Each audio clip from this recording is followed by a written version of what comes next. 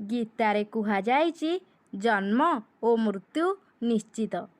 ହିନ୍ଦୁ ଧର୍ମରେ କୁହାଯାଇଛି ଆତ୍ମା ଅମର, ତାର ମୃତ୍ୟୁ ନାହିଁ। ଦେହାନ୍ତ ପରେ ଶରୀର ସମାପ୍ତ ହୋଇଯାଏ। ଆତ୍ମା ଗୋଟିଏ ଶରୀରରୁ ଆଉ ଗୋଟିଏ ଶରୀରକୁ ପ୍ରବେଶ କରେ। ଏଥିପାଇଁ ମୃତ୍ୟୁ ପରେ କ୍ରିୟାକର୍ମ କରାଯାଏ। ମରିଯାଇଥିବା ଲୋକଟିର ପ୍ରିୟଜନଙ୍କୁ କେତେ କଥା ମାନିବାକୁ ପଡ଼ିଥାଏ। ମୃତ୍ୟୁ ପରେ ଶରୀରକୁ ସଙ୍ଗେ ସଙ୍ଗେ ଅନ୍ତିମ ସଂସ୍କାର କରାଯାଇନଥାଏ। ସେଠି ଶବକୁ ଏକେଲା ଛାଡ଼ି କେହି କୁଆଡ଼େ ଯାଇନଥାନ୍ତି।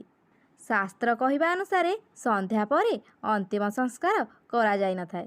ଗରୁଡ଼ ପୁରାଣ ଅନୁସାରେ ଶବକୁ ଏକେଲା ଛାଡ଼ି ଦିଆଯାଏ ନାହିଁ, ସେଥିରୁ ଦୁର୍ଗନ୍ଧ ବାହାରେ। ପୁରାଣ କହିବା ଅନୁସାରେ ଦୁଷ୍ଟ ଆତ୍ମା ସେଥିରେ ପ୍ରବେଶ କରେ।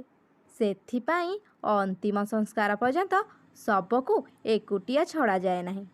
ଶାସ୍ତ୍ର ଅନୁସାରେ ଯେ ପର୍ଯ୍ୟନ୍ତ ପୁରା ଶରୀର ଶାନ୍ତ ପଡ଼େ ନାହିଁ ସେ ପର୍ଯ୍ୟନ୍ତ ଦାହ ସଂସ୍କାର କରାଯାଏ ନାହିଁ।